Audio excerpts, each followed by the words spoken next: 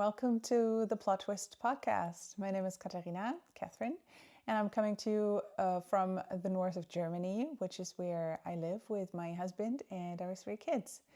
This is a slow fashion podcast focusing primarily on knitting, and I'm so glad to be back, and also so very glad that you have found this space on the internet, this little corner to chat with me about knitting and what my 2024 has been like. And that you just felt like hanging out with me for a little bit. So I hope this is going to be, a fun, a cozy, knit together sort of situation that we can have, that we can share. So grab something cozy to drink, grab your knitting or whatever it is that you're doing, stitching, crochet, sewing, I don't know what. And then we can just hang for a bit and chat. And I'll show you my knitting because I have finished objects to show you. As always, as like before, when was it? Not last week, but whenever it was that I podcasted last. I am knitting through the chaos. My kids, 2 of my kids have had birthdays just the other week, just last week. And so that was very hectic because we had their kids' parties and then we had their actual birthdays to take care of. And then there was cake to be baked, not just for, the regular celebrations, but for school, for kindergarten, the this and the that. And so there was a lot going on. But I made it a point to be back here ASAP. So as soon as the new week started and we could leave all of this celebration behind us. So Christmas and birthdays are always this one big complex. So the entire festive season really is only over after the birthdays. So, and that's when we're going into the 20s of January. So towards the end of January, when I could let all of this go, I knew I would be able to sit down here with you again and just chat knitting for a bit. So that was very exciting. I'm happy to be back. I have finished objects to show you. I have all of one work in progress to show you. And I want to say upfront that you can find my Ravelry pages with all the information for the individual projects that I'm going to show you. Down below in the description box, I will leave links there for whatever it is that I talk about. And and then you will be able, if you're interested, to find out more about the yarn or the pattern, or go look up which needle size I used if that's important. Because I tend to forget about mentioning needle sizes. Also, I don't think it's important because I'm a very loose knitter anyway, so it's very likely you're going to use a different needle size. It's a very personal thing, So there is some information that I don't think is really worth sharing, but if you do want to look it up, there's always the Ravelry page. If Ravelry is not for you, if you cannot access it, then just drop me a line in the comments and, ask whatever it is that you want answered. So that's always an option. Also in the description box, you will find my Instagram channel, my email address, ways to contact me if you want to. There's always that. Okay, I'll take a sip and then we'll get started. I have a first finished object to show you. And I will preface that, sorry, there's my microphone right there, and I'm still not really used to that, so I might touch it. And I apologize in advance if that makes a weird sound. I want to preface my first finished object by 2 things. One is what I'm wearing, and the other is how we're going to proceed. So I'm going to show you my finished objects, then my one work in progress, and then I'm going to continue on to talk to you a little bit about what my 2024 has been like in terms of knitting and also mending, if you can believe it, because I want to talk more about mending again on this podcast. I used to in the past, and then I kind of let it fall to the wayside. So, and what am I looking around for? And then I want to talk about my goals for 2025, because every podcaster on the internet, it seems like, is showing you everything they've knit in 2024. And then they have goals, like real, actual written down goals that they try to meet and are very eager. And that's cool. I like those videos. Just like, it's kind of become a thing now, I feel like, that podcasters will upload videos in September with like, these are the hot fall patterns that I plan on knitting. And then on December 1st, winter knits. And, so like just showing you a lot of patterns, which is also fun. I really like watching these videos, just like everything I've knit in 2024. Also, I don't feel intimidated by the numbers, but I think it can be tricky for people who are, and I'm very competitive, just not in my knitting, really, who are competitive or also like jealous that they didn't have that much knitting time, and then they hear numbers that are skyrocketing, and I knit 14 garments in a year, or the crazy sock lady knit, I don't know, 93 pairs of socks in a year plus 1,000 other things. I find it a phenomenon. Like, I don't feel like it has anything to do with me, but I think plenty of people do. And I just want to say, let it go. Everybody knits as much as they want to, as much as they can. Everybody's in a different phase of their lives. Everybody has like different things going on. It's not a race, enjoy your knitting. Allow for your knitting to help you decompress and find peace. And, it's not a race, but I know that these numbers can work in a weird way on your mind. So I'm not going to put one of those out, even if all I knit in 2024 would really not have been a braggy video, because turns out I knit a lot, but a lot as, compared to what my season of life, offers in terms of free time. So sometimes that's 20 minutes a day, and that doesn't amount to a whole lot. Certainly not to 92 pairs of socks, but also because I don't know, I have knit on many things, but that doesn't mean I finished many things. So it would not be the most interesting video. All of this to say, I'm going to talk about some goals that I do have formulated in my mind, just more for myself as a kind of, this is what I want to spend my time on, and as a sort of guide for me to help me focus on certain things, and also remember the things that I really want to cast on with the yarn that I already have for that. So because sometimes you get distracted, and sometimes you're just in phases of your life where you forget. That's okay, but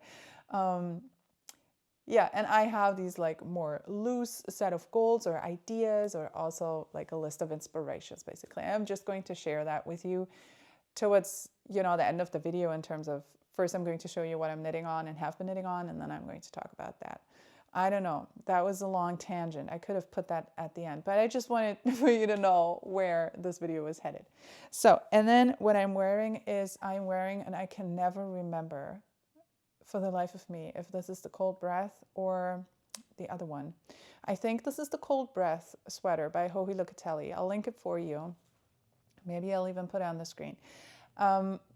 It's a Joji Locatelli pattern.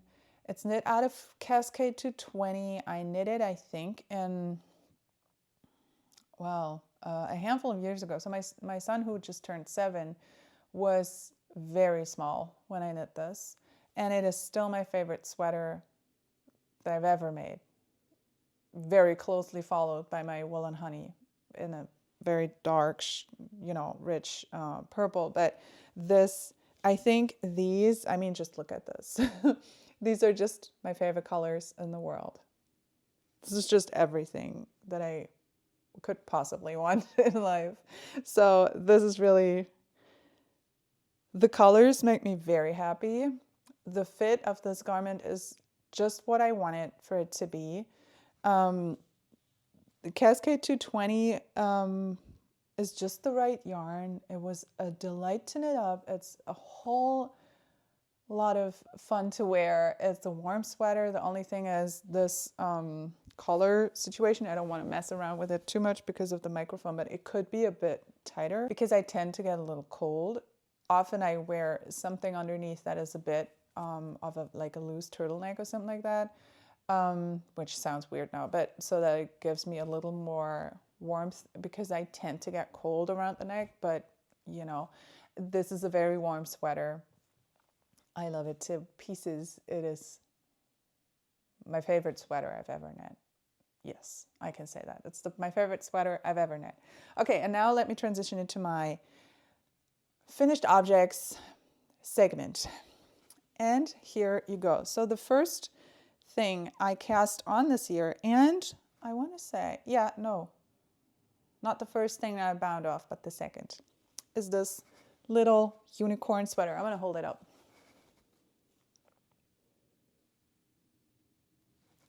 Isn't that so cute? And the pattern, they part the mane and the front, just so. Isn't that hilarious? I think this is just so stinking cute. So I knit this, as you can imagine. I didn't exactly knit it for me. I knit this for my daughter, who's just turned 4.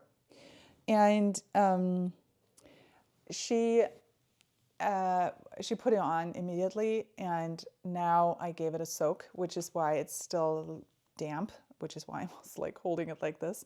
And I'm going to put it down in a bit because it's not wet, but it's still a little heavy, heavier. So I embroidered the eyes on. There's hair on there. And knit this with the intarsia technique. I'm going to talk about this because it's the first time I've ever done it. And then in the end, when you embroider on the eye, you also attach the mane, and just like you would attach a tassel, you know. And so it's knit top down, so it's got like this construction. So this is your cast on edge. You knit a little down to where you would join for working in the round, and then you knit the front piece, knit the neckline, knit down to the underarm, and then join for working in the round. And that's where it gets interesting. So all of this has been a really good start to my knitting year. I have been trying a new technique, like head first fearless, in true Taylor Swift mode. I have jumped headfirst fearless into this pattern. You can still see like the ends poking out here because I didn't cut them off too close because I always do this after soaking because they will, pull themselves into place. And I didn't want them poking through on the other side because I cut them off too short. So that's why you can still see them. I still need to trim those, but when this is really dry. So the thing with this sweater was that it's, I just thought it was so darling with the unicorn, because see, it goes around to the back, right? It's so cute. I thought she would love it so much, and she does. It looks so cute on her, and I haven't knit my kids' sweaters in a long time. My son, who's 7, he runs around in the Jelly Roll sweater that originally obviously was my oldest son's sweater. He's now 9.5, so it doesn't fit him anymore, but now my second son can wear it.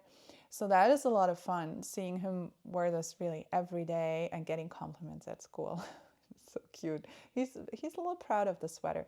Now I'm going to knit one of those for my oldest son, okay? But I just felt like knitting for my kids and for my daughter for her birthday. And then she really loved the sweater so much. So she really enjoyed this and put it on immediately, but it sat a little funky on her because this area here where you attach the arms was just very bulky and kept pulling the sleeve up because this kept turning inward. So I gave it a good soak, and now I'm interested in seeing how long the arms actually are, because it was a little hard to tell and they seemed short, but maybe they are not. Maybe it's now stretched out enough by just relaxing down, I don't know. But so, okay, Head First Fearless, because it was her birthday, I didn't have, like, I had a deadline and I didn't have the chance to procrastinate and be like, oh, but I've never knit in Tarja. I know it's not a big deal, but I would love to first watch a video, blah, blah, blah. What if it is a little tricky and I don't know? And like, how do you do this? How do you do that? I just didn't have that time. And I thought, okay, it's cast on day. I have to go. Otherwise, I'm just not going to stand a chance in hell to make it. And it was, it really was a race. And I cast on and and these are always my best knitting experiences. It was the same with this one. I just do it. And I was like, okay, I can just follow the next instruction. I don't have to understand everything from the get-go. I can pick up the pattern, do what it tells me to do, knit to a certain point, and then when there's an issue, I can look it up, I can figure it out, and I will have to, because I will have to go through with this pattern and then, take it from there. And that's just what I did. And I pulled this to the side. You can catch a last glimpse because this is so damp. It's a little uncomfortable on my lap. And I'll spread it out. Okay. So there you go. You can't see it now, but now it's nice and cozy and just in the sun, so maybe it dries. And I had to cast on and I had to go for it. And turns out, it's not so hard. Intarsia is pretty straightforward. The only thing that I initially, like on the first handful of rounds for when you join in the round, and then you start the unicorn motif, struggled with is just the mental shift that has to happen from when you're only used to stranded color work, where you carry the yarn along, that you don't ever do this. Even if it's just 2 stitches, you don't carry your yarn over to the other side. And I did that a few times until I got it. I was like, oh, I need an extra little bit of yarn for these 2 stitches to go back and forth, So that was my only shift that I had to, that had to happen mentally. And then it was crystal clear to me. And then it's really a no-brainer. Then you just knit the thing. It's not hard. So if you've ever wanted to knit intarsia and you're struggling, don't hesitate, because it's not hard. It really isn't. And the only hassle is yarn management, but that can also happen with like your regular stranded color work pattern. That's also, yarn management is also a problem there, or it can be one. So I keep looking over to the sweater. So it's, so that's what happened. I, once that, it had clicked in my mind, it was so easy. And I just kept knitting and thought, oh, okay, so this is it. That's fantastic. So I learned intarsia as a technique, and I learned knitting in the round but flat. And I had not ever thought of that you could do that, and that you would want to do that. But for intarsia, it makes so much sense, because intarsia in the round is an absolute nightmare, I'm assuming, because then you would have to get a new strand of yarn for every round of your intarsia motif, and that's not happening. So I know people do that, but no. And you knit, like, it was the join was on the underarm, so you knit around, you reach the back, and then you knit 1 stitch further than your beginning of round, make a German short row, knit all the way back, knit the intarsia motif from the other side, so with the strand of yarn you've just dropped, twist it, move over, knit to here, again, knit 1 stitch further than your beginning of round, German short row, back again. So there's two stitches on the one stitch on either side of the beginning of round is where you would turn, like on the one row, on the next, on the one, on the next. And it's so genius and so simple. And yes, it does leave a little line, but it really doesn't matter. Like, it looks like this. It is visible. Let's see. I hope you can see that. I think you can. Right? It's just right here. And you can tell, but like, who cares? Like, who, and also like, who looks on your, where the seam would be on your sweater. Also, people expect for there to be a seam, so they wouldn't be astonished. So yeah, genius, easy peasy. It was really cool. And it felt like such a kickstart to my year that I was already in this mindset of, I'm going to cast on something I have no idea how to work, and then it works, and you learn two new things in one little project. And that was such a win. The only thing is, the point where you start your intarsia motif with this sweater determines how long your sweater is going to be, right? Because I should have never put it down. Because when I start I'm sorry, this is covered in here. When I start the unicorn, I'll knit to a certain, like, I knit down the chart, and when it's over, the sweater is you're supposed to switch into the ribbing and then just keep going and knitting straight down. So of course you can go on with the ribbing forever, but I didn't want that. So I made the ribbing as long as I thought still looked okay, and still the sweater could have been a little longer. If she wears it over dresses, it really looks very cute, and it should not have been any longer. So I figured this is just going to be her over a skirt, over a dress. She doesn't really wear skirts because she's only 4, but over whatever dress she's thrown on and runs into the garden, and she can chuck this on, or now for winter time she can wear it all day. So yeah, so that's what I thought, and that's also how it works out. But spoiler, I've ordered yarn. I haven't even talked about the yarn, which is such a delight. I've ordered the same yarn, so I'm going to tell you about it in a moment. Again, in a different color, in a blue color, like a denim blue color. It's going to be so gorgeous. And I'll knit it again for her. I haven't ordered 2, but 3 balls of yarn, and this was such a fun project. It didn't take long at all.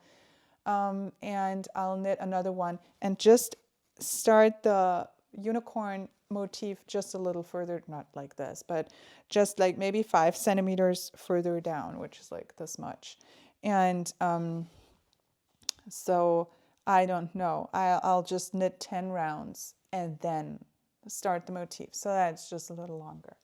So that is going to be so fun. I'm really looking forward to that. And my yarn is going to arrive sometime this week so I can cast on. Not that I need another cast on, but I'll get to that. The yarn is Derirum Natura Gilead. You will have heard of it. Maybe you've knit with it. In Europe, it's not hard to come by. So it is an absolute joy, but I know that. I've known that before because I have my Ziri sweater knit out of this. And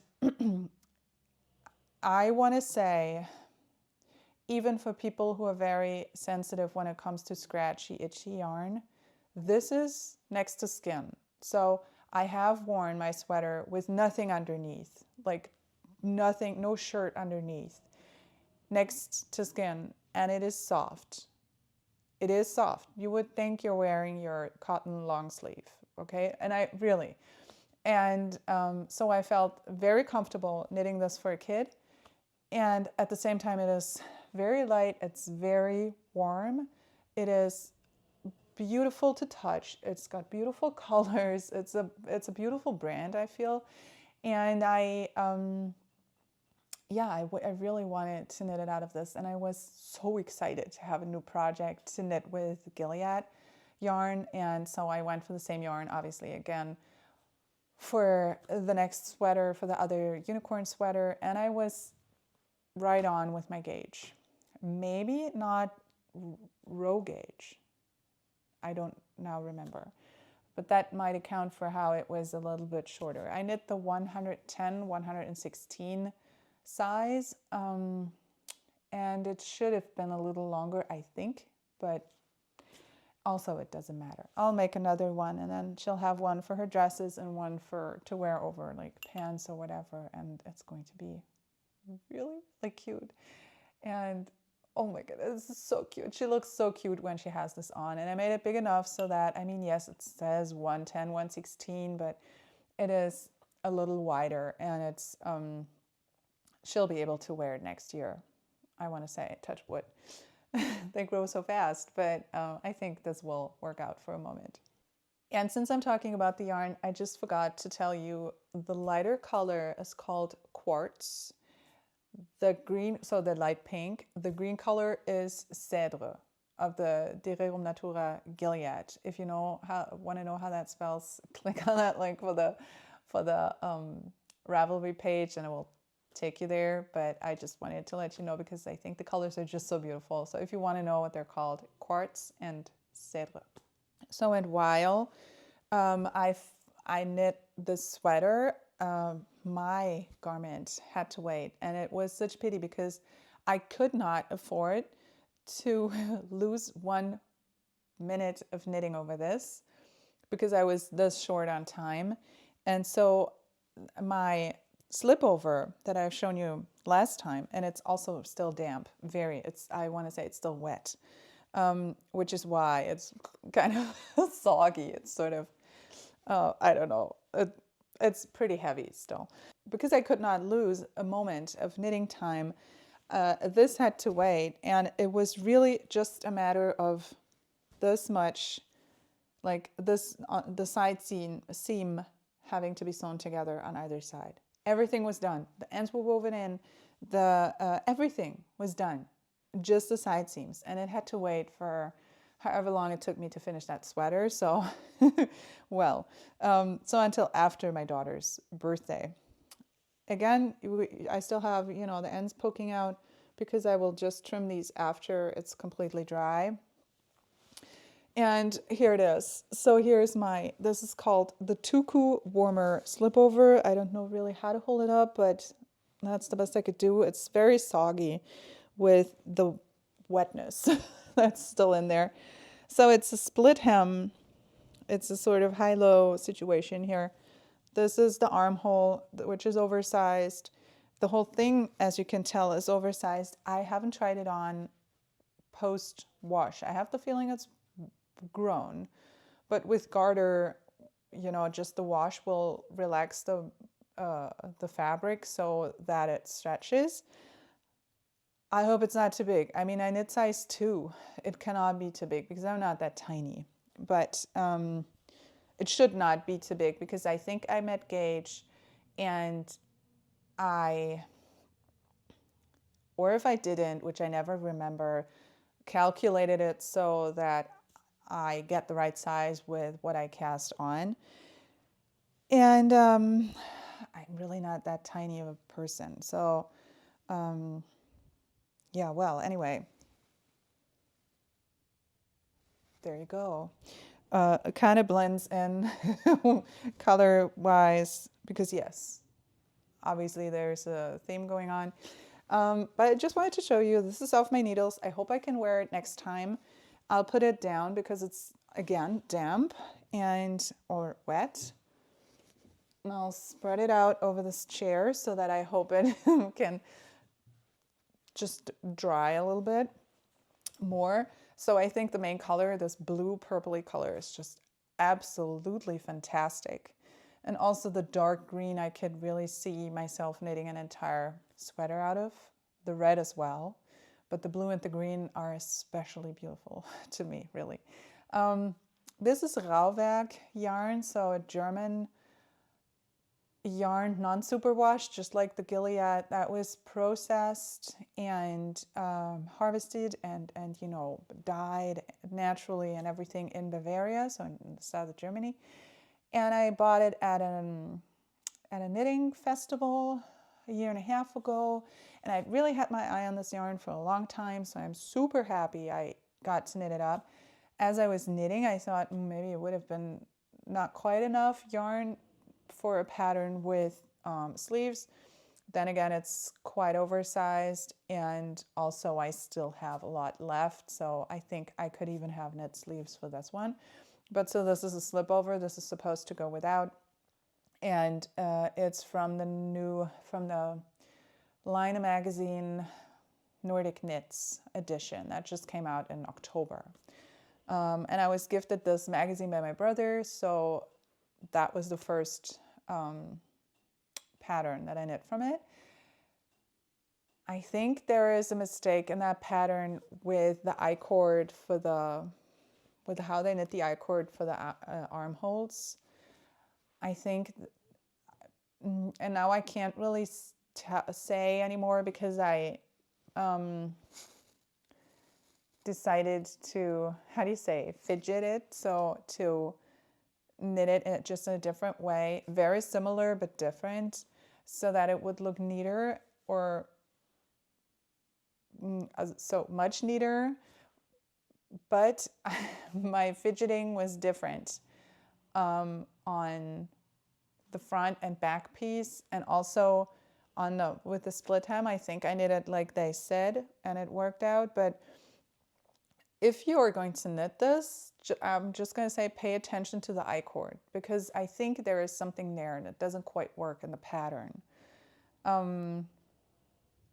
But since I have done so much on the, like, since I've gone off pattern there, I cannot really put my finger to it anymore, if that makes sense.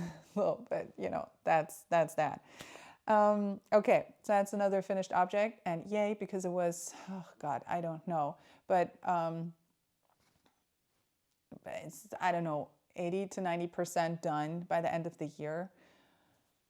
But I'll count it for this year. It's cast off this year and finished and off my needles. And that is, pro tip, if you really want to feel good about yourself, so just leave a couple of like 80%ers on your needles for when the new year starts, and then you can cast off, and you will feel so productive. I really took care of that last year because I cast on like a crazy woman, and I cast on something 2 days ago.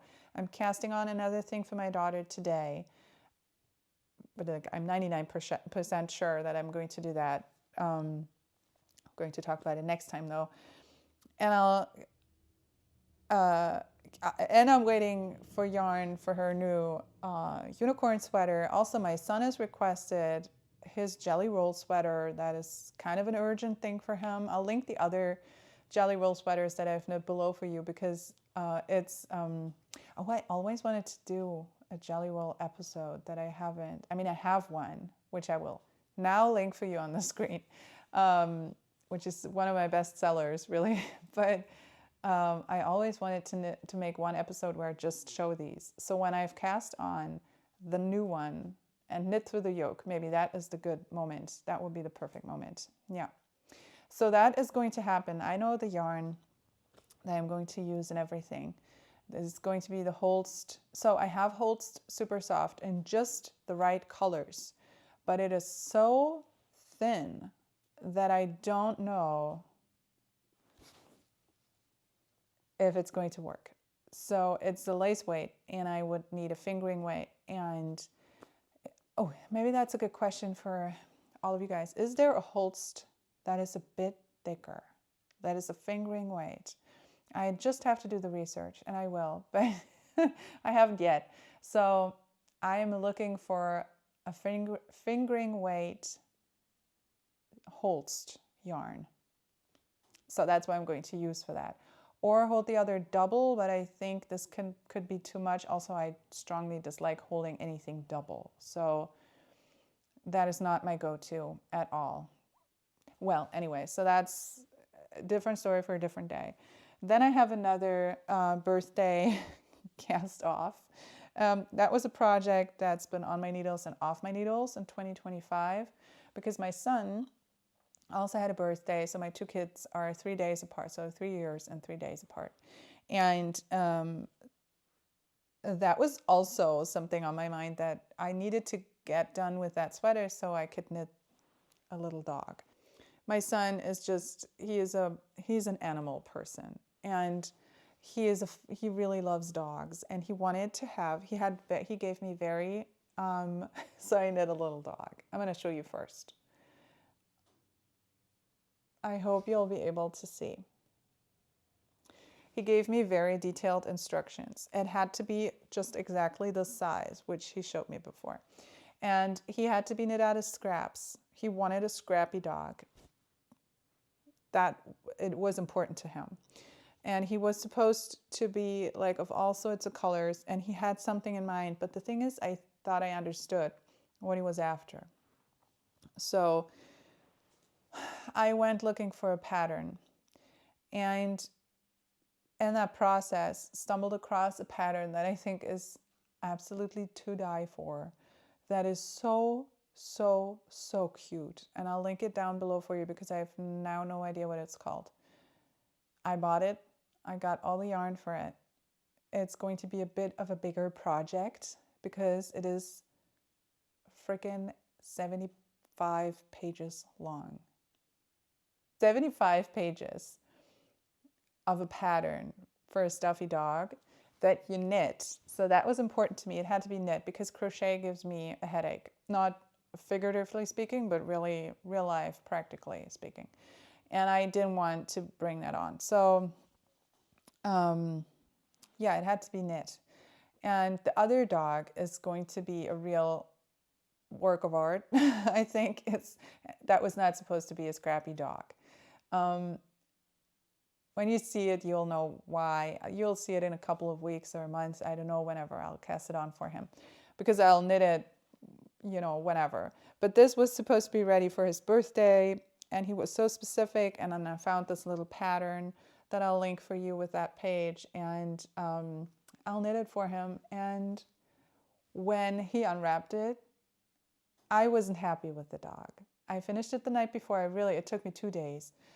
And I finished it the night before, and I was like, shoot, it's just mission not accomplished. And he pulled it out. He was like, oh, exactly what I wanted. And then ever since, he called him Norbert. So Norbert, it's his, like Hagrid's dragon, right? In the first Harry Potter. So it's his friend Norbert, who I should say goes to bed with him, who he's very particular about who gets to carry him around.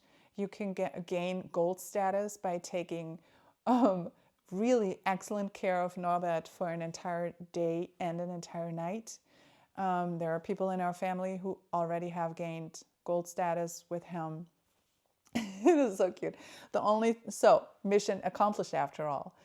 I was really happy. He loves him to death. And the only thing is that his head wriggles so much. Wiggles. You know what I mean. So because I think it's a free pattern, and it's a free pattern, and it's a good one for that. But the head is,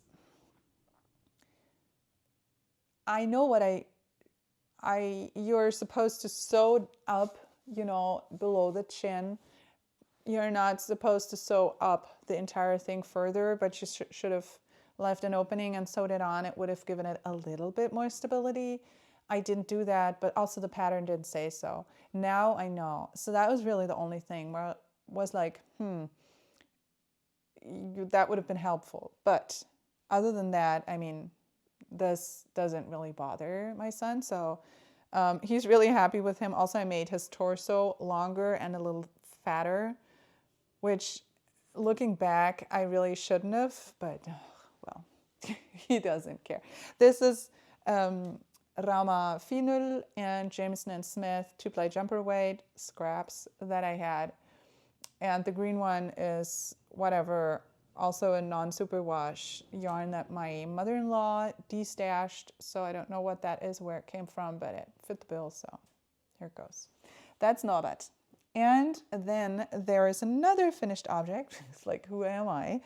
But granted, I cast these on, I think, in October. You will have seen these before. My Christmas socks are off the needles. So, yay. They're off the needles. I gave them a golden and a red heel each. And this is the, hold on now, the yarn is West Yorkshire Spinners 4-ply Sparkle. The colorway is Nutcracker 1166. There you go. Don't say I'm not prepared, because, you know, I made sure I know this. Now I'm so excited to show you this. So first off, I'll show you the bag, because this was another purchase from when I went to the flea market here in, you know, in our, not neighborhood, yes, neighborhood technically, but in the next village. And that was in the spring of last year, possibly. And so I purchased this little bag for just a few bucks, hand sewn by a lady who lives here. And yeah, I thought it was really pretty and just a perfect knitting bag. And it opens, ta-da. I think it was made for knitting. It's got this beautiful yellow, mustardy, golden yellow color on the inside. It's got pockets, for crying out loud. So two pockets. So I've got my needles in here. It's got one of those clips that I love the sound of. And nice. And yeah. Is there anything else in here? I don't know. I don't think so. It's a beautiful bag, you know. In this beautiful bag, there's beautiful yarn. So I'm knitting. I have cast on. So this is my only work in progress that I can show you, and that I'm honestly working on as of this moment, because like I said, this will change later in the day, assumingly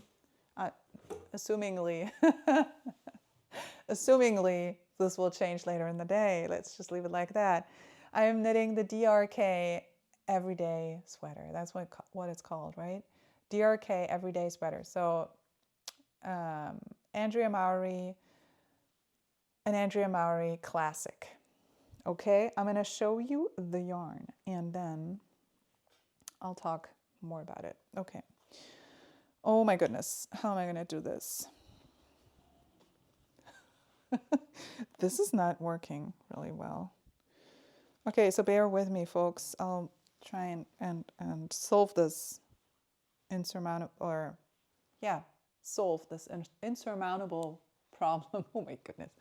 There you go.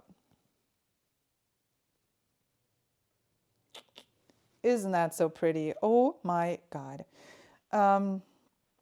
So these two, no, all of the yarn I bought at a knitting store that was very local to me just when we moved here. So we moved from Berlin to someplace else entirely. So, and then in another like village, just, I don't know, 5 minutes away, there was a yarn store, and I was like, woohoo! But I went there and they were about to close because someone else, like the people they were renting from, needed their rental space back. So, and they hadn't found anything else. So that was the end of the real brick and mortar store. So everything was, I don't know, off. 20%, 50%, 50% off. And that kind of played into my hands really well because, I mean, at least, right? Because I could purchase a spider's quantity of this yarn. So this lovely red, I have 2 cakes of, and this blue as well, which is, oh my God, this is so amazing. The blue is the best for me. So these 2 I got at the store. And now let me check. This is Manos del Uruguay, and The yarn is called Marla, so that's the base. It looks like it's hand spun, right? And the red is called Twilight, and the blue is called Denim, rightly so, I think. But it's got all sorts of colors in there: blue, yellow, orange, pink, purple. Yeah, more pink, more purple. So that's that. And this is basically all the same contrast colors, except there's also like a turquoise and green in there, but with this plum color, plum red, right? Beautiful. And just right up my alley. And now I'm also making a tangly mess as if this was an Intarsia project, but okay. And this is my contrasting color. I'll talk to you about what I'll do with that, because the DRK Everyday is not knit with more than one color per se. But this, yeah, well, I don't know, sort of bluish rosy color is, what is this? Puna Amano, and the color is 4115. There you go. This is an alpaca, right? The Puna Amano is an alpaca, the other isn't. Okay, and now let me organize my stuff for a moment. So, and show you my cast on, right side out, if possible. Oh man, I'm gonna have to knit to the end of the row, because otherwise this is going to be hard to do. Okay, so the idea of the DRK Everyday Sweater as designed by Andrea Mowry is you knit it top down in one color, and that's that. But I wanted, so I bought the yarn, not with this particular pattern in mind, but I wanted a pretty simple top down sweater, not a raglan, but a round yoke sweater, because I don't like it when you stripe a raglan. I don't like the angle on me. I'm going to knit one for my daughter, so that's okay, but I don't like it on me. I don't love the look of this with this angle in the stripes.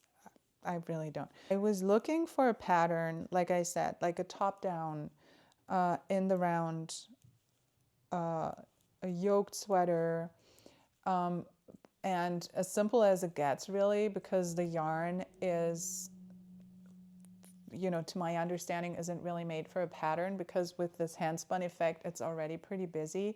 Also, I'm pairing two of these yarns together, and I'm adding a stripe, a very thin stripe of this rosy purpley color, not purple, but lilac-y rosy color in between, which, you know, yes, serves to separate those two sort of, I want to say handspun looking skeins or just yarns, but also it adds in yet another color. So I didn't want for any sort of texture or, you know, pattern to be there. Okay, I have reached the end of the row, the end of the round. And oh man, and I can now show you. So that's why the DRK Everyday seemed such a good match, because it is just that. It's just a simple sweater. I've seen it on Maya, of What Maya Makes, and her friend Emily of Gently Chaotic Knits. They looked so cute in their DRK Everyday sweaters. And I thought this might be the right pattern for that. Again, I was right on gauge, and I just cast on, because I thought, you know, I've bound off one garment, I get to cast on another. And that's what I have so far. I'm going to try and show it to you, which is hard. So you will see the denim color on top, then 2 rounds of this contrasty color, and then I'm starting the Twilight, so the red skein, which you can hardly tell as of yet. See? hope you can tell. And I hope you can see just how gorgeous this yarn is. I mean, I love it. It's so beautiful, isn't it? Oh my God. I'm going to be so happy wearing this. And I've really thought about this sweater for so long. Oh my God, when I look at it, it just makes me so happy. I've said it so many times before, but knitting, like one of the greatest joys about knitting for me is color play. Just playing with color and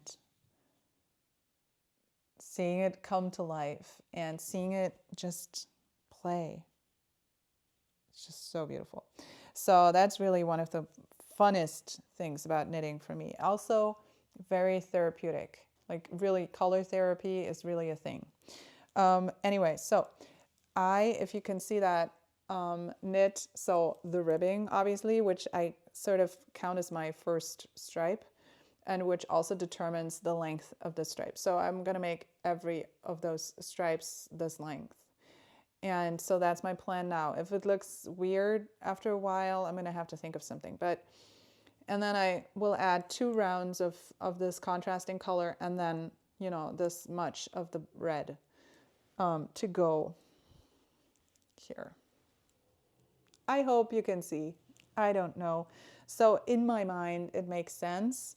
I wanted the blue next to, you know, as my collar, not color, collar.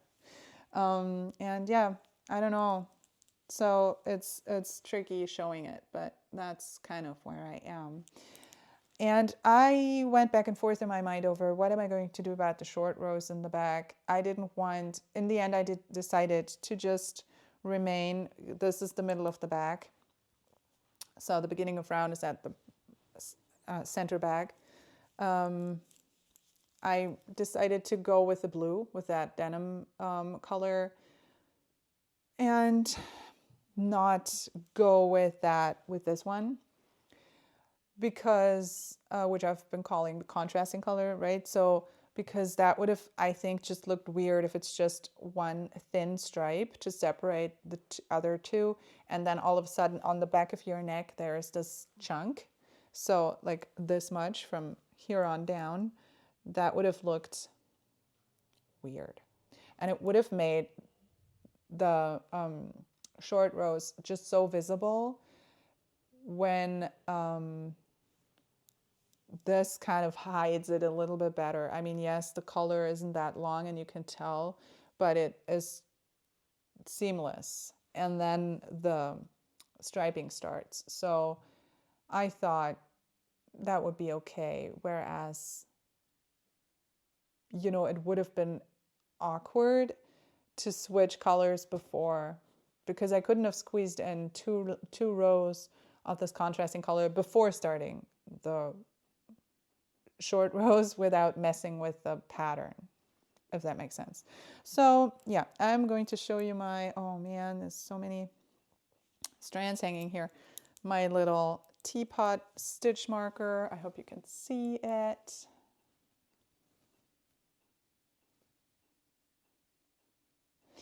That's just one that I made and I put up on here. It's the first time I'm using it.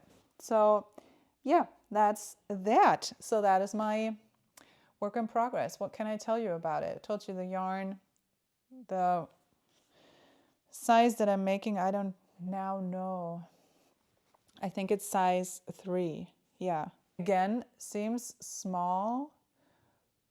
But no, I said before I was right on gauge. I'm not.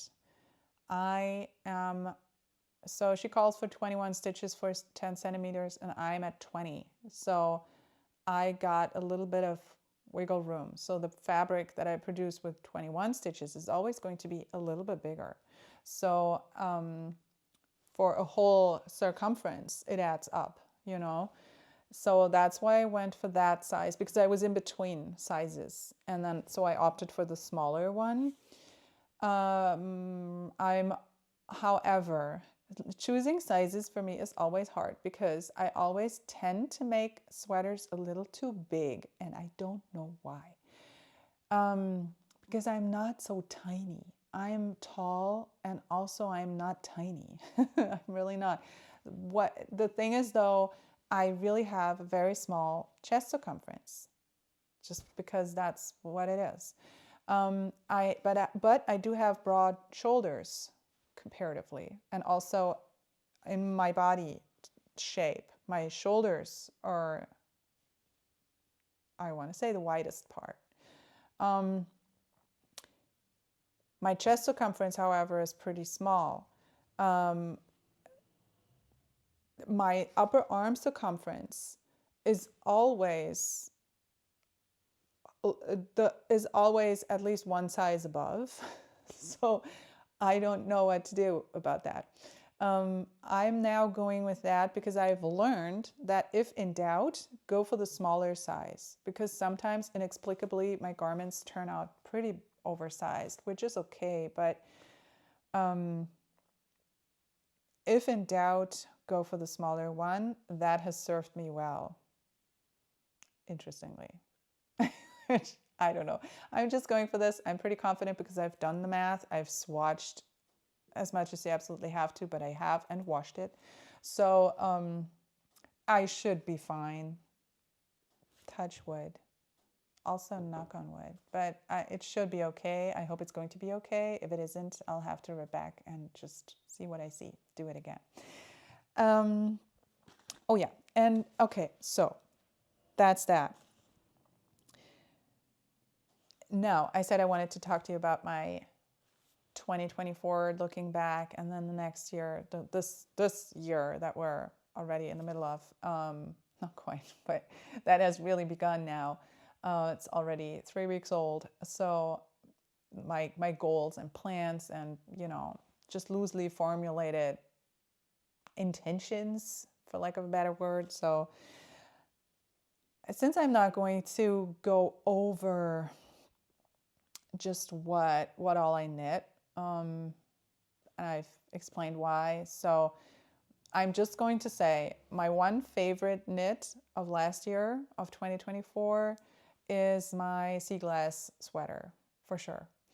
Because, and I'll link it for you. I can also link on the screen, link the episode where I talk about it, because I remember how much I was in love with this project. It may well have been around this time of the year. Maybe it was in February that I picked it back up. It was on hiatus after our move, or during our move and everything. And when I picked it back up, it was again, so therapeutic, so much color play. So I was so happy about the colors in that garment and just the yarn in my hands. It was just, I want to sit here and be able to do this all day because I'm so happy. That's what that was for me. So it was a big love, and I love wearing it. It's just not the right weather now. But I'll link it for you if you haven't seen it or are interested. You can, watch that episode or look up that sweater or whatever. I can just recommend this pattern to you. Like, I cannot stress this enough.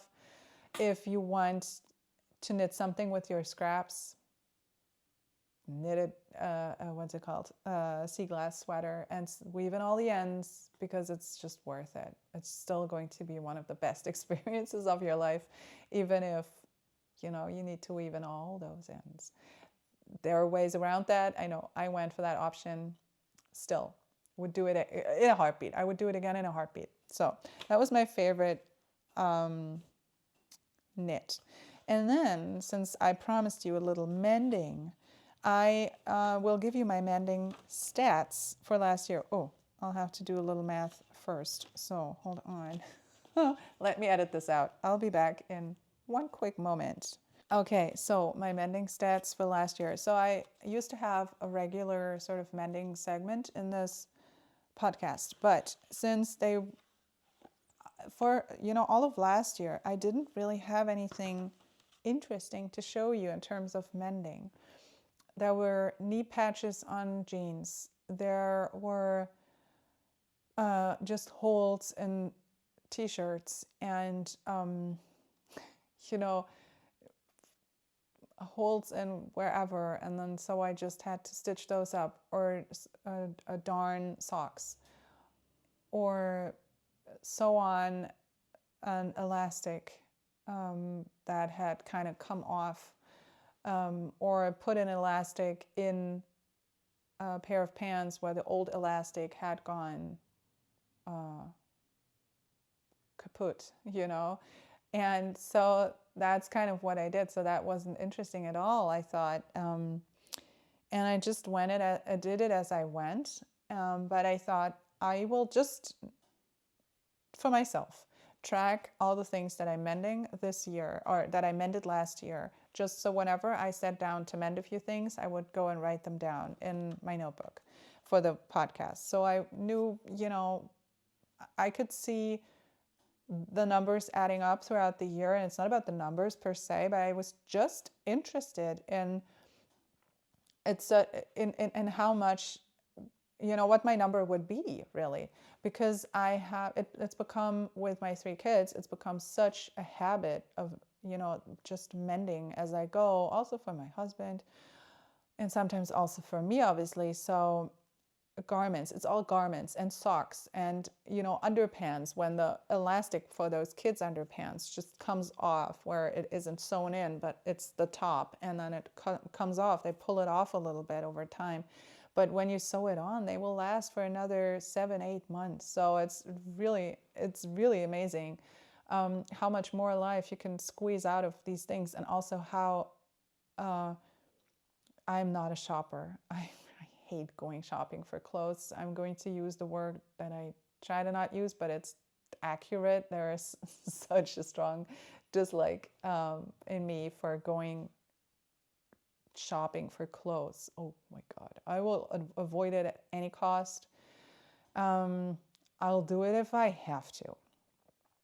But I will always, for myself, try going without the item, because that would mean I don't have to go shopping for it. For the kids, it's sometimes a very obvious equation, like they need this item because they're constantly out, or it's broken down, like broken, so they only have that many underpants, they need more, obviously, right? And they each have like 2 or 3 pairs of pants in rotation. If 2 of them are down, they just need more. That's just what it's like. So I have been really good with sewing on patches, fixing the elastic and whatnot.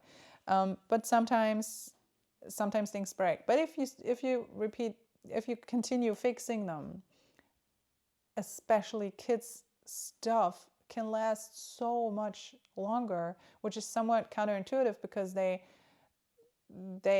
clothes really get a lot of wear and tear, but fix them and they will last. And I've collected my data over the monthly, and now I've collected it for the entire year.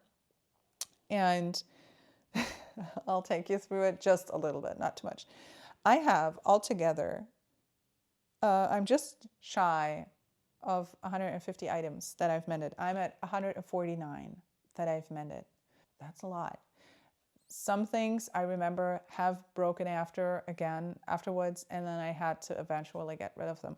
But still, every piece that I mended lasted longer, so it was at a later date that I had to buy new, which is you buy less, and which also means fewer clothes have to be produced. So the clothing industry is such a problem for the climate, and there are such easy solutions to it. Don't, unless you are financially, really forced to do so, don't buy the absolute fast fashion, cheapest brands that you can get your mitts on, and treat every item of clothing you have in your home, no matter where it comes from, Also, the things that I wouldn't have bought at that store, but I bought them on the flea market, treat them with equal respect and mend them. And teach your kids to also care about their clothes, because it's just important. My kids, they love their clothes. They're sad when they, if ever, they lose something. and and mend it. And just I talk about it with my kids, like, would you want this patch or that? Like, what's the look you're going for here? I'm going to have to mend it. You want for it to be visible, invisible, you don't care. Um, and and that is fun for them. They're happy when things are mended and they can use them, because they don't want a new shirt. They want this one that they had, So yeah, that's really something I'm very passionate about, if you can't tell. So that is something that is really important to me, that we teach our kids to take care of their clothes, whether they're hand knits or thrifted, or I don't know, however much they initially cost, it's equally as valuable keeping them alive, So yeah, altogether it was 149 items. So that's cool. So I was very pleased with that. And of those 149, the absolute winner, so the number one item that I mended is, the category is underpants. That's one I didn't see coming. I've mended 36 underpants. For my kids, where the elastic came off, not off, but where there were little holes. And if you don't mend those, then it's going to come off soon. And I'm happy to say that many of those are still in rotation. So, and it's not itchy or scratchy or anything at all. So if they're gone and it becomes uncomfortable to wear them, I allow my kids to throw them away. So I'm not so frugal that I make them wear their underpants that they desperately want to get rid of. But I have mended apparently 36 of them so that they could be worn a little longer. And I'm absolutely sure that many of them are still in rotation. Others have come to the end of their lives, but just over the last few weeks. And just a handful. So that's good. Then the second category is, of course, socks, with 22 individual socks that were mended. I thought this number would have been higher. And that encompasses kind of also as the socks. So hand-knit socks that were darned, and just store-bought socks that were darned. Bigger holes, smaller holes, all of them together.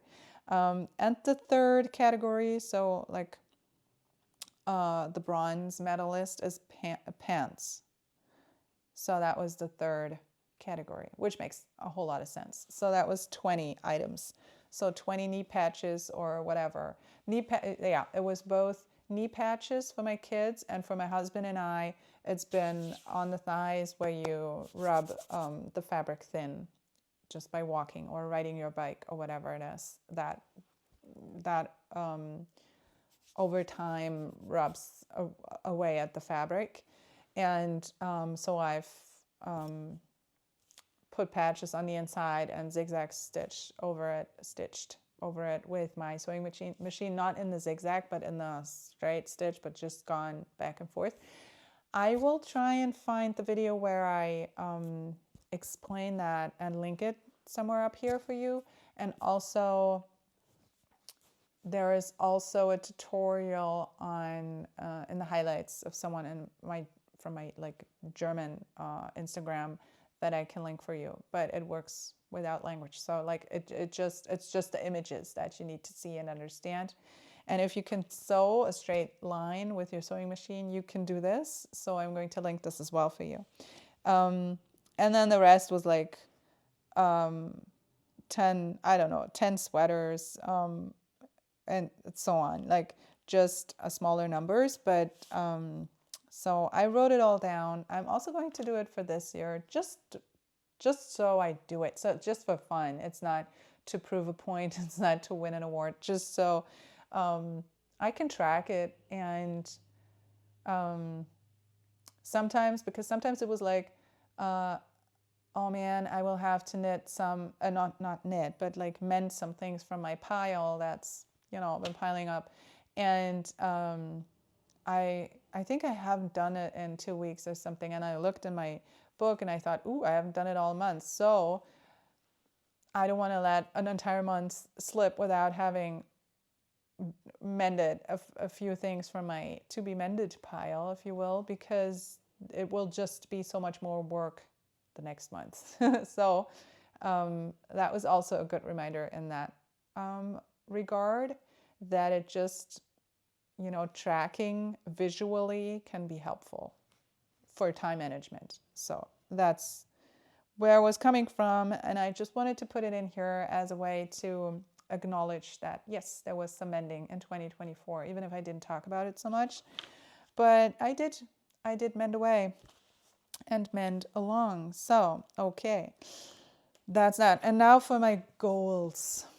And I want to really say, like, goals. So I cannot stress enough how this is not so ambitious of a word for me.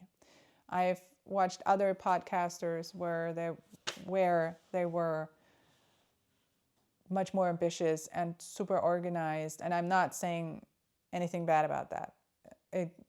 It's really a personality question, and I can be that, but for other things, I'm also organized and competitive, but not really with my knitting.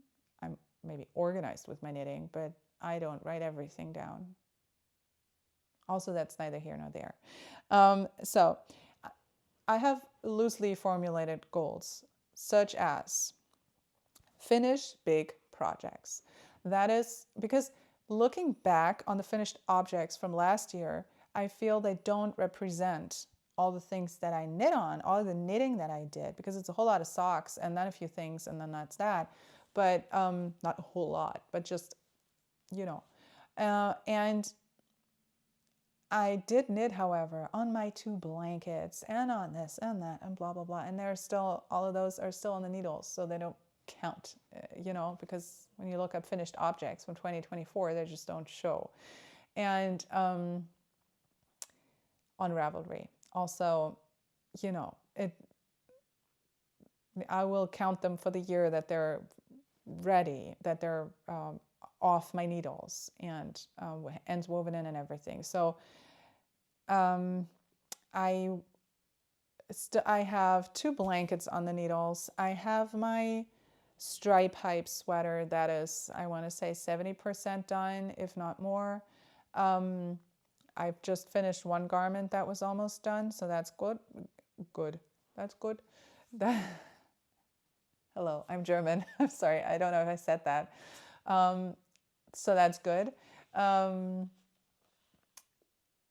And I still have it was clear to me it wasn't going to be a finished object last year, but my half and half triangles wrap, which I am at maybe 85% of the first triangle, right? So because I had to order more yarn, so I'm going to finish off that tip and then the other triangle. Obviously, that was going to happen this year, but I want to do that and bind it off. And so there are a few, and maybe if I'm really good and can squeeze it in someplace, my Marled Magic shawl. So I have one, which is why I'm super laid back with the other, but I would really like to work through it for the fun of it, because it's such a fun project. I cannot stress this enough. And so that I can reclaim all of the yarn that I didn't use, because I feel like I want to use it for other scrappy projects. So yeah, that would also be really, really good. So I'm going to write this down right now. Marled Magic. Because my mom brain will forget everything. everything in 5 minutes. Again, I'm German, and this is my podcast. Willkommen. Oh my God, language moments, right? So my Marled Magic. If I don't write everything down, I'll forget. Knit sweater quantities from stash. That's what I'm planning on doing. I have And that's what I started because my DRK everyday sweater was first on the list because I'm still super excited about this yarn. I have a mohair sweater quantity of yarn that I really want to get to knitting. I have a summer shirt quantity that I was gifted by my friend Claire. Hi, Claire. I was recently gifted, and it's a beautiful shade of pink because she knows me well. And I want to make this into a summer or spring shirt, which I'm probably going to knit in fall, but that's okay. Also, oh, let me think. I'm forgetting something. I have another, like I have a sweater's quantity. I'm on fire today of this Puna Amano alpaca yarn in different colors that I've started a Saturday shrug with, but it's going to be ripped out because I think it wants to be something else, and I don't need two of those shrugs. So I think this is going to become a sweater somewhere down the line. Yeah, I want to knit more squares for my what's it called now? Heirloom quilt cardigan. Heirloom, right? Heirloom quilt cardigan. You know the one with the quilt motifs that you will then sew together. But that would also be a sweater from stash because I've only just knit 5 or whatever of these quadrants, and I will knit many more. So yeah, that's general loose goal. Knit some of my sweaters quantities. I don't have that many because now I'm thinking of like, what else do I have? I do have more, I'm sure, but not so much. So it's not that I don't have a big stash. I have a stash, but I don't have a huge stash. So, I can think of one other, my Madame Baignoire. Yeah, but then I'll have to think of a pattern, but that would be fun. Anyway, so then the kid slip over. I want to knit the kid slip. It's going to sew the pattern for my daughter that I'm likely going to cast on today is going to be a slip over raglan striped. So I don't need a pattern or anything. I'm just gonna go for it. I don't want to do that. I want to knit the sweater for my son, the jelly roll for my son that he has requested that I'll knit out of the Holst somehow. I want to knit my folklore sweater, knit it in your cardigan, remember? So I want to knit my folklore sweater. So that's, if you haven't watched the last episode, do it so you understand the knit it in your cardigan. But I think also when I told you the story there, I think I got it wrong somehow because maybe it was when I watched the Eras tour that I thought she was singing knit it in your cardigan. And then when I listened to the song, that's when I thought, oh no, hold on, this is something else. Let me look up the lyrics. I think I switched those moments. Anyway, so the knit it in your cardigan folklore sweater is coming. Definitely. I really, really, really do want to knit it. And for some reason in my mind, so if you've not watched, it's going to be covered in writing and just in lyrics. It's a white sweater with a dark red writing. Maybe not white, it can be cream or whatever, but a light, really, really light color and then dark red writing, which seems a little extreme. And it also seems like the red might be poking through a lot, which is why I'm so hesitant. But then again, I think this is the color scheme because it's the only version that I can picture in my mind. It's the only thing that I can see, so I think it has to be. Then I think I might also knit an Evermore sweater because there are also lyrics in there that I think they want to be knit up, because I think it might be so neat to have from Cowboy Like Me, cowboy or cowboys. No, cowboy like me. You've had some tricks up your sleeve just spiraling down your arm, or I've had some tricks up my sleeve and then it spirals around your arm. I just see it, I just see it, and that's what it is for me.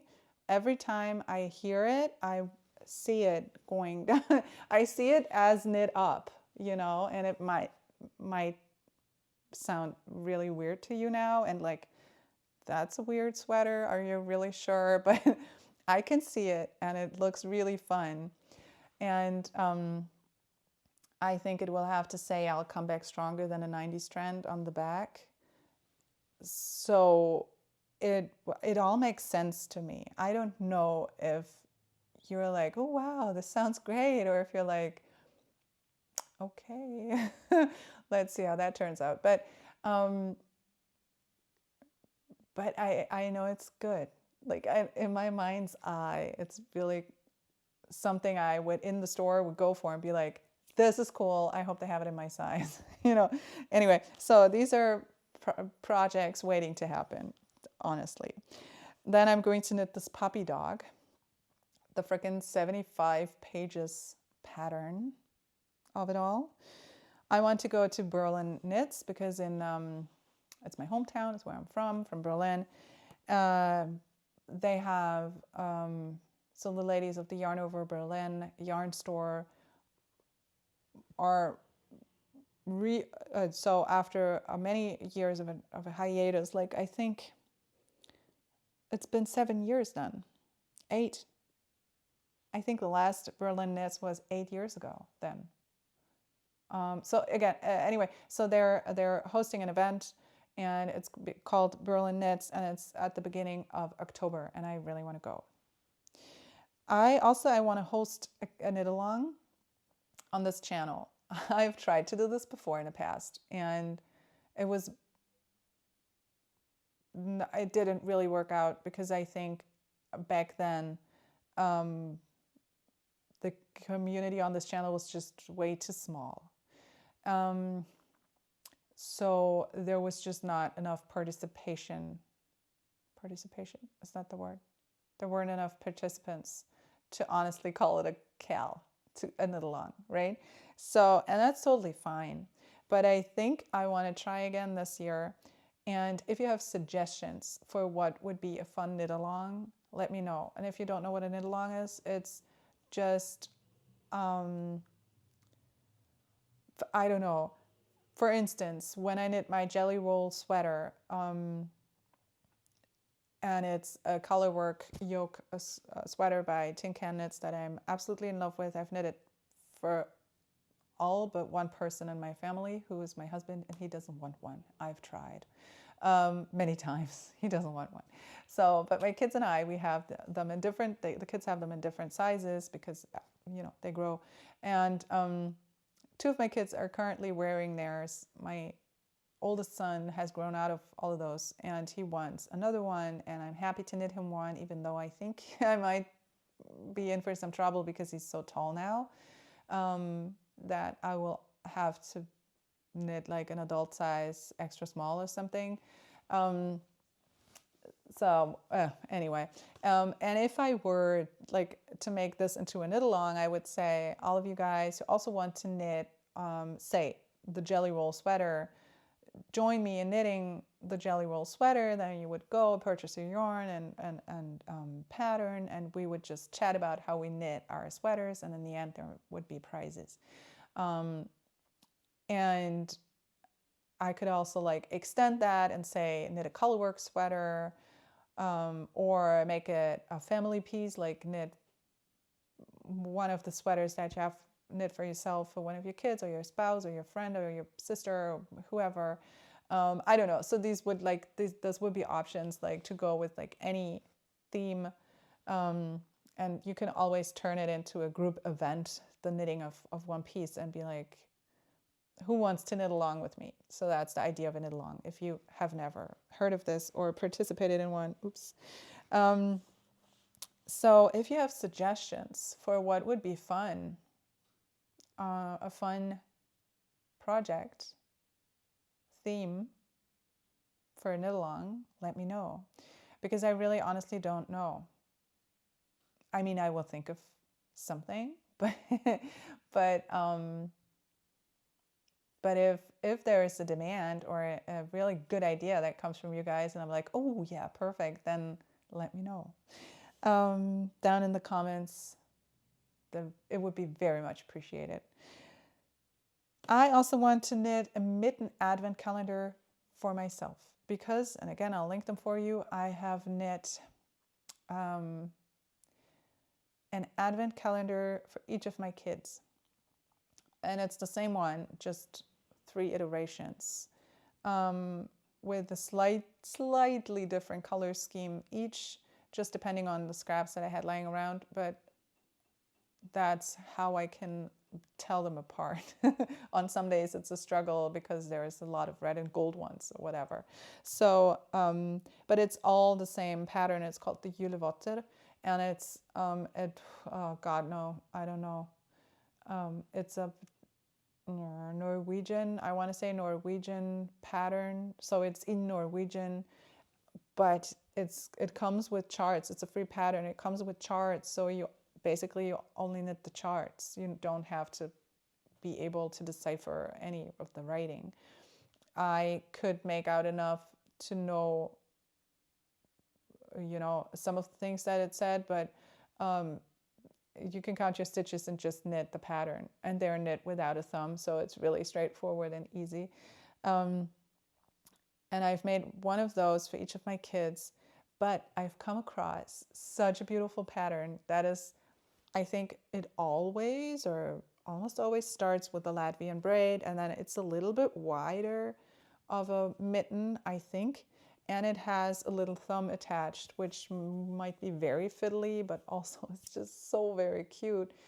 And I thought the motifs were, now that I've knit the other one 3 times, that was, those motifs were just so cute and so pretty that I thought, oh, this might be fun to like knit these for a change. And I thought it's kind of neat though that my kids have the same calendar, and there isn't any fighting over, who has the bigger one or the fancier one. It's all the same. And then for a second I was sad because I thought, oh no, I can't knit this advent calendar. Until I thought, hold on, why don't I just knit it for myself? Because that would really be fun. So I might do it. I might just knit it for myself. Yeah, I think maybe I am. Maybe I'm going to do that. So I'll link it for you. And then, oh, hold on. I need to pull this out of my cupboard. So the last thing on my list, and I just had to get up to get the book, is knit a color work sock. And that is inspired by Charlotte Stone of Stone Knits, because I got this book for Christmas. And I didn't think I would, because it was a little bit of a hassle getting it in. No, it looked like it was going to be a bit of a hassle getting it in Germany and in time and blah, blah, blah, because the release date, which was later than in the US. And I didn't think it was going to be here in time. So that's the book, Knitting Colorwork Socks. No, Joyful Colorwork Socks. It's her second book. I didn't think it would be here in time, but I got it under the tree and I was super happy. So I was super happy, really. And I remember thinking, I don't know, the day before Christmas, so the 23rd it would have been for us.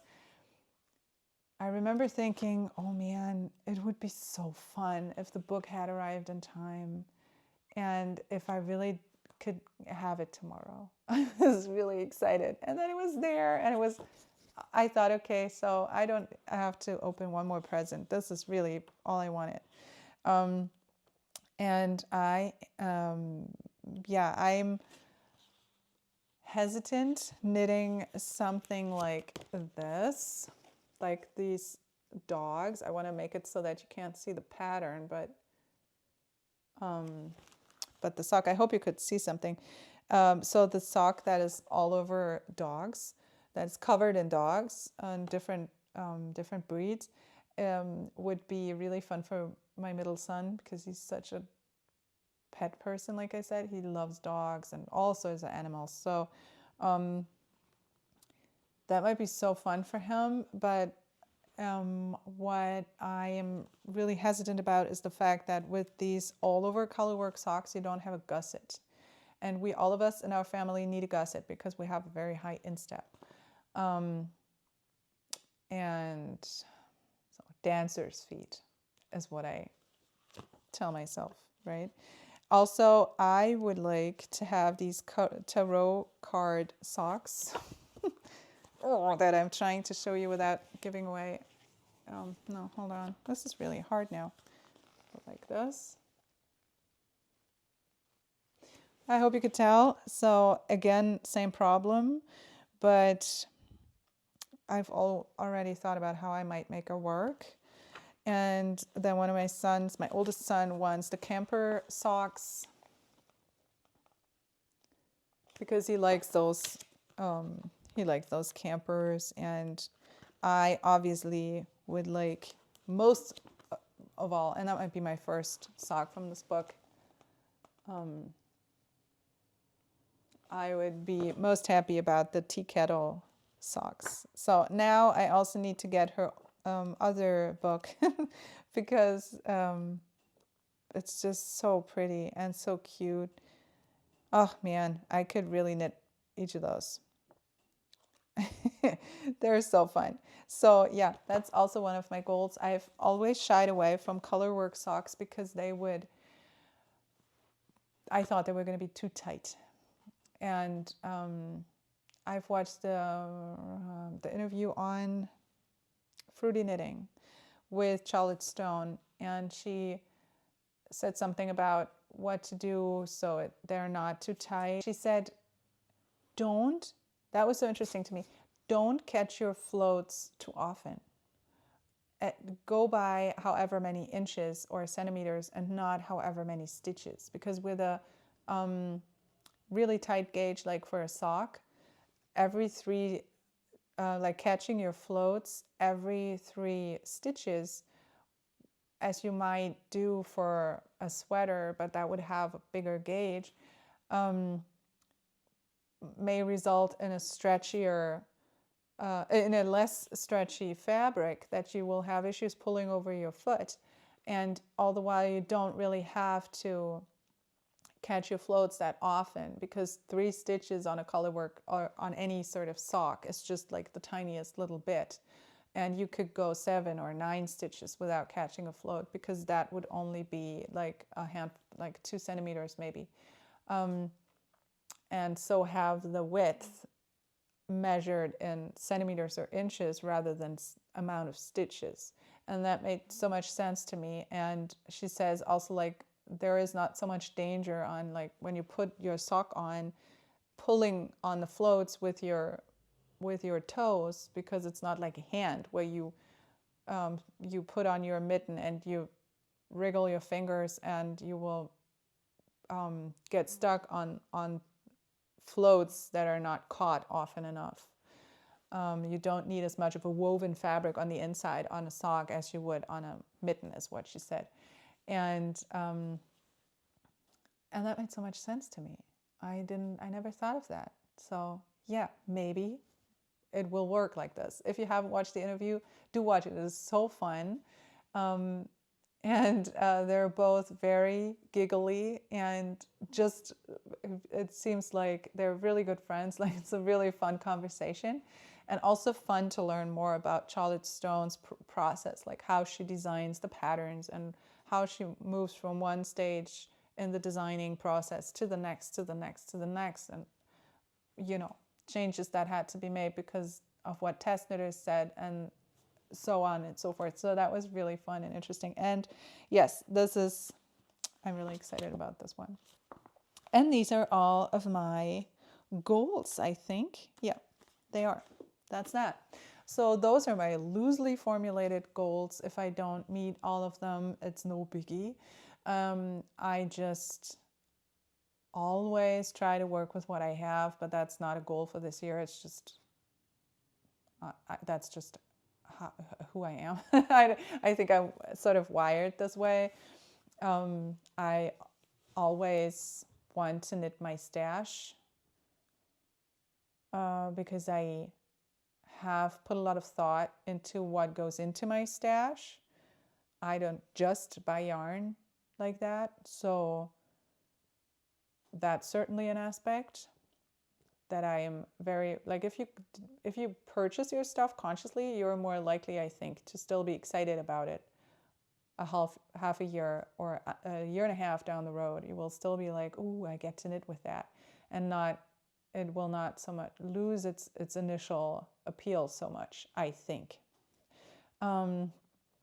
So yeah, I'm generally pretty excited to knit with everything that I have, but I also sometimes obviously need to remind myself of, to not buy something else just because it might be tempting, because I have so much that I was really excited about. So it's kind of a both and.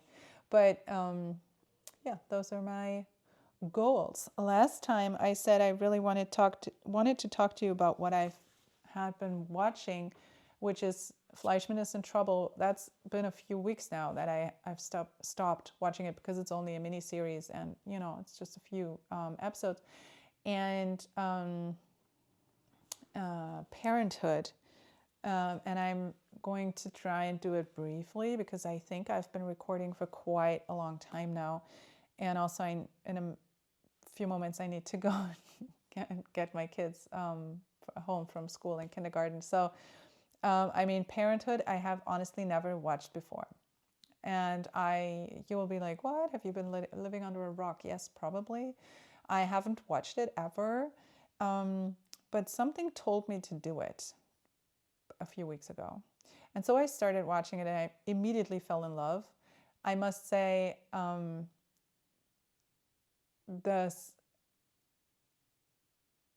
can I put it? It's such a good combination of comedy and drama.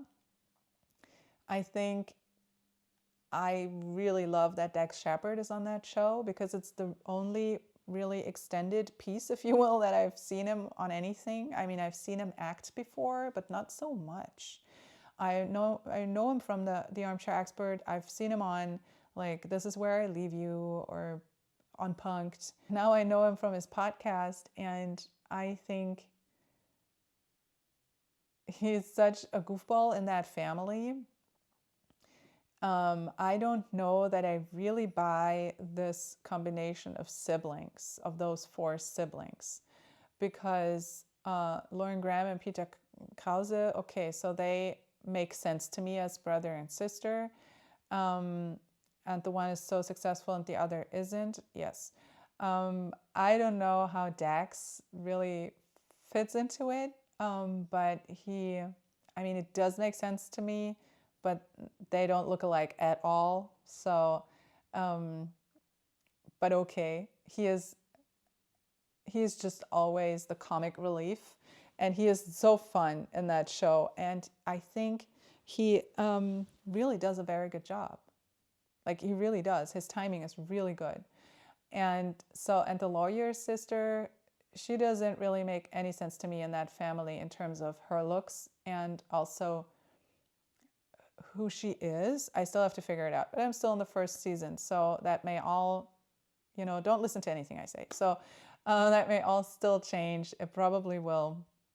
I've now stopped watching it for about a week because of all the birthday stuff and blah, blah, blah. And I just didn't have time in the evening to really watch it. And also I was too tired, and it was just a few minutes, and I wanted something lighter, to keep me company. So they are a family and they aren't. I don't know. This is something I'm still a little bit on the fence about, but I really love the show. I think it's really so fun. It's very good. It's really good actors. I just think that lawyer sister, she looks like she would be the sister of Julia Stiles. Is that her name? That's her name, right? From that ballet hip hop movie. Julia Stiles, that's her name, Julia Stiles, right? They look very much alike, but they don't look like they would be related to Lauren Graham and Peter Krause and Krause, that's a German name, so Peter Krause and Dax Shepard. So they all look very dissimilar. So that is what keeps throwing me off, but that might just be me. Anyway, I love it. I think it's a great show, and I'm excited to continue watching. So, and then Fleishman is in Trouble. I mean, honestly, I started watching it for 3 reasons. I haven't read the book, which is kind of a bad reason to watch it. But I haven't read the book. I always meant to. I didn't. Watching it, I immediately figured it must be a hell of a book. And I was very pleased to find out that Taffy Ackner Brodesser, right, is also, like, she's the novelist, the author of the novel, and the screenwriter. So she adapted her own book. That makes a whole lot of sense because it's hard to put my finger on it because I haven't read the novel, but from how the show is made and is narrated, you can just tell that it has to be a fantastic novel. And I'll have to leave it at that because I cannot make my point clear. But it's just when I watched it, I thought, I think this is a fantastic novel, and they're trying to do it justice. So it makes great sense that she's the one who, the one in question. Then what initially made me be like, oh, I might want to watch that was Jesse Eisenberg, because I just really enjoy him on screen. I think he's very funny. He has this goofy thing where he's always a little misfit, and he is always kind of in on the joke, but not quite. So he's just a very funny actor, I think, without being a ha-ha funny actor. But his way of like stammering and blinking in the camera is just very funny to me. So I really, really enjoy him as an actor. I think he's really a terrific actor. So I thought Jesse Eisenberg, perfect, I'm in. And then Claire Danes, and that sold it to me immediately on the spot because I love Claire Danes, which doesn't entail that I love everything that she does. Like Homeland really wasn't for me. I've watched it and different seasons here and there, but I couldn't really follow, and it was too, I did because I didn't try, because it was so, she was such a messed up character, and it was all so much politics. I sound very shallow now when I say that, but I didn't really bother because I wasn't interested. I thought, I don't know, this is not my show. It really is not. Also, if I were to watch it today, I can appreciate her acting, and I appreciate that they shot a scene in Berlin towards the end. Must have been like, I don't know, season 7 or 6, 7, 8, at the church that I belonged to when I was living in Berlin. So not that I wasn't living around the corner, but that is where I was part of the community. So, and I was working at the soup kitchen there and blah, blah, blah. So I had a few friends there, and they shot it there. And had I known before, so if you've been a watcher of Homeland, there is a scene that opens and you see this beautiful little church, and she sits way back in the pew, and had I known, I would have been there. I would have made sure to be there that day, because I just love Claire Danes, because I grew up with My So-Called Life, and I felt like I was Angela Chase. And if you are my age and hers, more or less, I think we're just a year apart, or 2 maybe, then you know what I'm talking about. So I felt as a 15-year-old that I was living the life of Angela Chase, basically. And I could relate to so many things, even if contexts were so different, blah, blah, blah. But that was my show. you know. So much so that I'm still very attached to my DVD set. I didn't give it up because even though we don't even watch DVDs anymore, so I couldn't let it go. I love My So-Called Life. I think also Patty and Graham are just so fantastic, and Brian Krakow and everyone. It's just so fun. It's just a terrific show. But no, but there is no but there.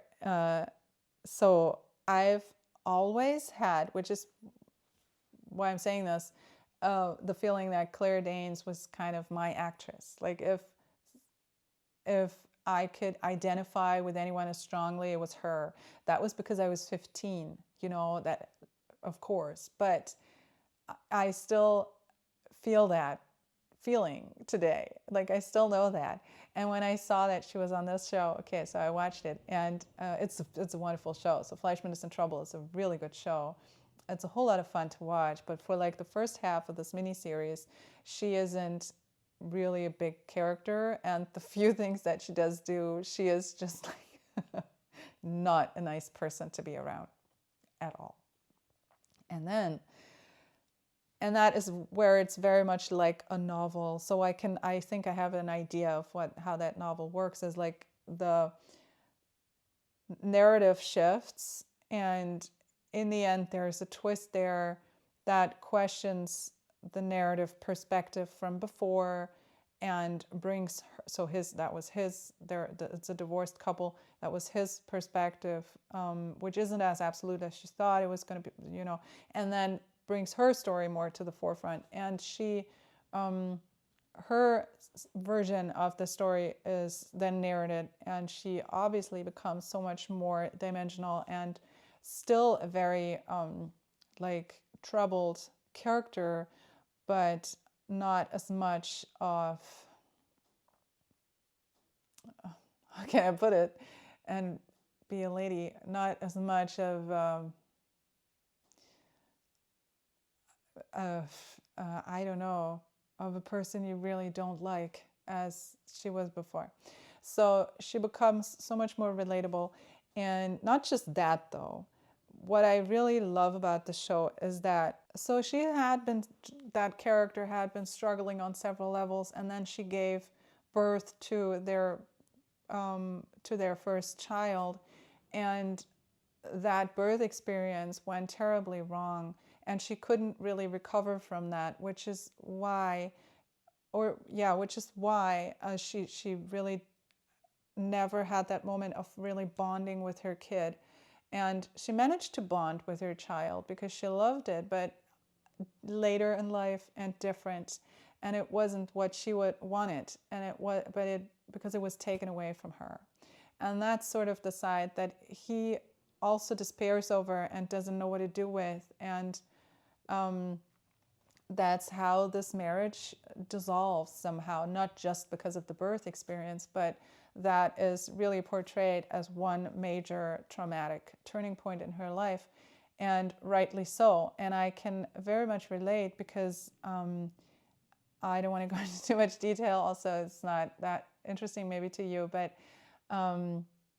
I had, with my first son, I had a very similar experience. So when I gave birth to my first son, that was an absolute nightmare.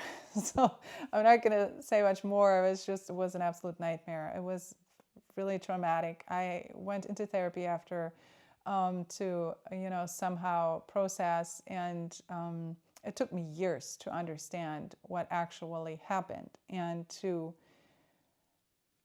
come to terms with it. It's still sometimes hard, but not like it used to be.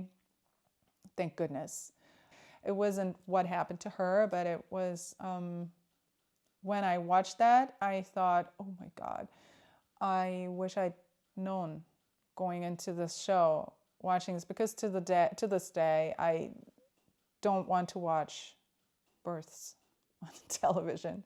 Sometimes in movies you have a birthing scene, and it's often not very graphic, not very drastic, nothing bad happens, but I cannot watch it. It's very hard for me. And when the scene came on, I thought, and you see it twice from his perspective, and then a few episodes later from hers. And then when it came on from her perspective, I thought, oh my God. And my husband had already gone to bed, so there was no one to cling to.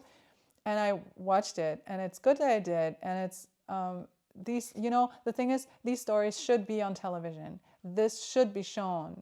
Okay, so it's important. And I could really appreciate how this had not happened to me, how I had managed to bond and to seek help, even though I didn't need it to the extent that she does in the show, but to somehow process and also just talk about it right from the get-go that this was horrible. And it was a long process for me still to like understand what actually even happened and where it was not my fault, but somebody else's fault, that I was treated wrongly. But I really appreciate it when I watched the show how I got through it in one piece in the relationship with my son, and other people really don't. So it's really important that these stories do get airtime on television and that they are included. And then with such a brilliant actress, I mean, put it in the hands of Claire Danes. She will make this work and make it spectacular. I don't know who else, honestly, who else could have acted like she has. Maybe Kate Blanchett, I don't know. But that was really stunning. I was once more really mesmerized by her acting. And there is one scene, if maybe you've watched it, where she is at this yoga retreat, and then she is in this room where she's supposed to yell, and it's a never-ending scene. It's so good. And I'm like, who else could have done that? It is fantastic. It makes you laugh, it makes you cry almost at the same moment. And you're like, wow, how is this possible? Amazing. It's an amazing show. If you have not watched it, do watch it. And don't be scared. I mean, oh my God, she just does such a phenomenal job. Like she does. It was very addictive and just incredibly well done on all levels. So it's a huge recommendation. And that is all I have for today. Believe it or not, I've come to the end of my long episode, which I suppose is a long episode. Okay, so now I am just waiting to see if there are indeed going to be some recommendations for a theme for a knit along, because that, again, it would be tremendously helpful and also very interesting. And I will try and be back as soon as I can, and as soon as I have something, to show you. I hope you, are knitting through elections and politics, news of the world. We have an election coming up, and I'm not looking forward to it, but I'm holding on to my knitting because what else can you do, right? I hope, that you can find comfort and solace and happiness and color therapy in your knitting, and that you have a beautiful, 1, 2, 3 weeks ahead until we can talk again. So thank you for hanging out with me, for allowing me to hang out with you. And I wish you happy knitting, and I'll talk to you soon, I hope. Bye.